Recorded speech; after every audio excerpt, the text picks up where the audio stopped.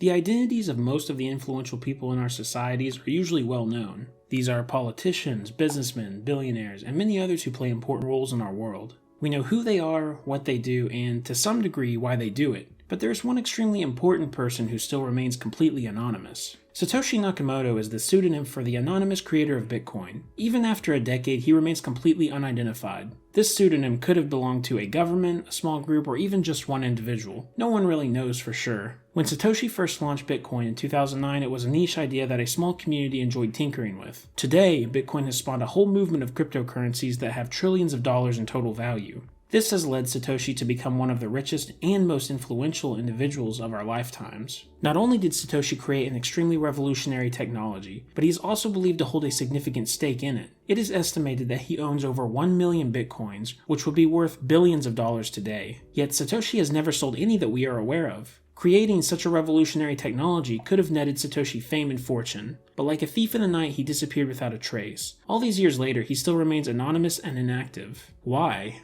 Satoshi Nakamoto started creating the code for Bitcoin back in 2007, but things really kicked off in 2008. This was the year he introduced Bitcoin to the rest of the world. On August 18, 2008, Satoshi registered the domain name for Bitcoin. Then on October 31st, he published the white paper, outlining Bitcoin's exact purpose and how it would work. This white paper was then distributed to a cryptography mailing list that had many individuals who would be interested in something like Bitcoin. 2009 was an even bigger year for Bitcoin. It went from an idea to a real functioning software. On January 9th of that year, version 0.1 of Bitcoin was released. With this, the Genesis block of Bitcoin was created, officially marking the beginning of Bitcoin. The Genesis block awarded Satoshi Nakamoto the first 50 Bitcoin, but it also held a more interesting Easter egg. In the code, Satoshi hid the message, "The Times, 03/Jan/2009, Chancellor on the brink of second bailout for banks." This message acts as both a timestamp and a way for Satoshi to voice his frustrations against the current financial system. This Easter egg was a headline from the same day the first Bitcoins were mined.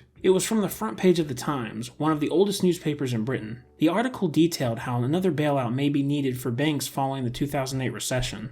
Ironically, this headline explains the exact reason for Bitcoin's existence. Governments rewarded banks for the problems they created, while leaving the many individuals their actions hurt with very little help. Satoshi had brought up many times his dissatisfaction with the current financial system. He talked about it in forum posts, emails, and most importantly in the Bitcoin white paper itself. It was clear he was very ideologically driven and intended for Bitcoin to be a solution to many problems our current system created. Satoshi would continue to work on Bitcoin's source code by himself while taking input from others in the community. In mid-2010, he would then give up his place as the lead of Bitcoin. He handed everything over to other prominent and trusted community members. Gavin Andresen was given the source code repository and the network alert key. This allowed Andresen to easily make updates to Bitcoin's code as well as alert nodes of any issues on the network. Essentially, Satoshi had just passed the torch of lead developer down to Gavin. Satoshi would continue to be active in the community until around December of 2010, when he would make his last forum post. Without any real public announcement, he began removing himself completely from the project, letting the others he trusted to take full control. While Satoshi's public involvement had ended, he did still seem to respond to some emails from those who were working on Bitcoin at the time. In 2017, Mike Hearn, one of the early developers of Bitcoin, released his email correspondence with Satoshi from 2009 to 2011. In his last email, Mike Hearn asked, "I had a few other things on my mind, as always. One is, are you planning on rejoining the community at some point? Example for code reviews? Or is your plan to permanently step back from the limelight?" Satoshi answered this question with a concise yet insightful response.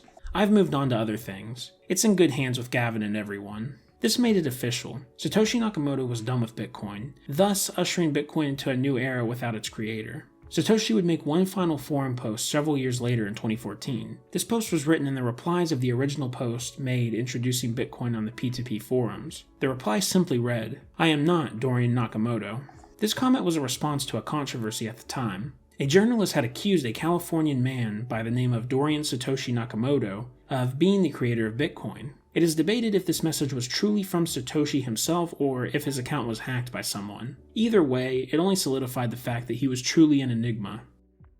The anonymity of Satoshi Nakamoto wasn't an afterthought. It was a major part of his plan from the start. In our digital age, it's nearly impossible for someone to remain anonymous, so it's a wonder that over a decade later, his identity still remains unknown. Satoshi did not just create a pseudonym and call it a day. He deliberately made sure that every action he took was one that could not be traced back to his real identity. The steps Satoshi Nakamoto would have taken to hide his identity include, but are not limited to, using a VPN, registering domain names through sites that would protect his identity, using the Onion router, also known as Tor, creating a brand new email address, and not using personal accounts on the same computer he used to work on Bitcoin. It's hard to know exactly which methods he used to protect himself. After all, he was concealing his identity and very likely didn't want people to know all the ways he was doing so. What we do know for sure is that his methods were advanced and comprehensive. The most notable is Satoshi's possible use of Tor, which he expressed interest in on the Bitcoin Talk forums. Tor is an open source software that routes your internet usage in ways that make it much more difficult to trace back to an individual. While Tor is extremely useful in protecting the user's privacy, it does have drawbacks. The largest is that it significantly slows down your internet browsing speed. If Satoshi was using Tor, anytime he was working on Bitcoin-related tasks, it would have slowed down portions of his work. While not a massive inconvenience, it was something that Satoshi did not have to deal with. However, he chose to sacrifice speed over privacy. Another testament to the lengths Satoshi would go in order to not be identified. It's also obvious that Satoshi Nakamoto was a huge fan of security and privacy. Not only did he browse forums and talk to people who valued these things, but he created Bitcoin, a currency that at its core values individual liberties. Someone as deeply rooted in these ideas as Satoshi Nakamoto would likely take every step needed to keep their anonymity. It's easy to see that Satoshi Nakamoto took his privacy very seriously. The steps he took to stay hidden were drastic, but why exactly did he hide his identity? While we don't know for sure, there are a few theories that try to answer this question. What Satoshi created is an extremely powerful technology. If Bitcoin worked as he intended, it would help to take power away from those that our current financial system benefits the most. This means as Bitcoin grew, more people would be interested in tracking down its creator. While many of the people looking for Satoshi Nakamoto would see him as a hero, there would be others who were not fans of the technology he created. They could potentially want to cause harm to Satoshi and those closest to him. So one of the biggest reasons he stayed anonymous was very likely for the safety of himself and those around him. He also probably kept anonymous to separate the project from his personal identity. The real identity behind Satoshi Nakamoto is a flawed human. Someone who has beliefs and wants that are completely separate from Bitcoin and everything it stands for. The character of Satoshi Nakamoto, however, only exists as the creator of Bitcoin. This has allowed Satoshi Nakamoto to add more credibility to Bitcoin over time. With every year that passes, we get farther away from Satoshi's original involvement with the project. At the same time, his legend continues to grow. In the crypto community, he has been mythicized, even to the point where statues of him are being erected. Satoshi likely wanted his persona to get this sort of notability. He would have wanted a strong figure to guide the Bitcoin and cryptocurrency movement. At the very least, he didn't want his weaknesses as a human to hurt the technology that he worked so hard to create. So, why did Satoshi Nakamoto remain anonymous? We will never truly know all the details.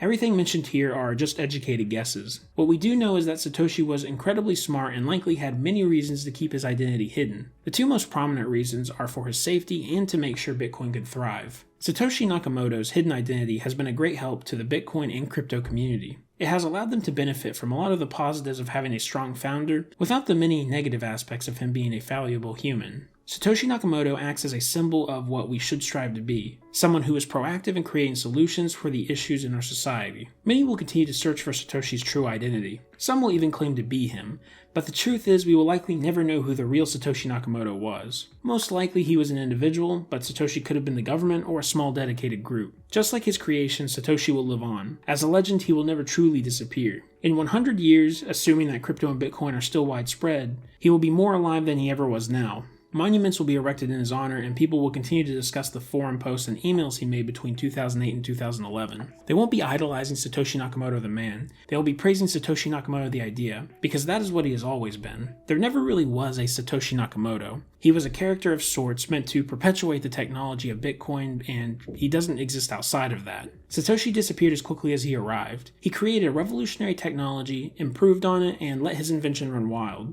To many, it may be a disappointment that we don't know who really created Bitcoin, but maybe some things are just better left unknown.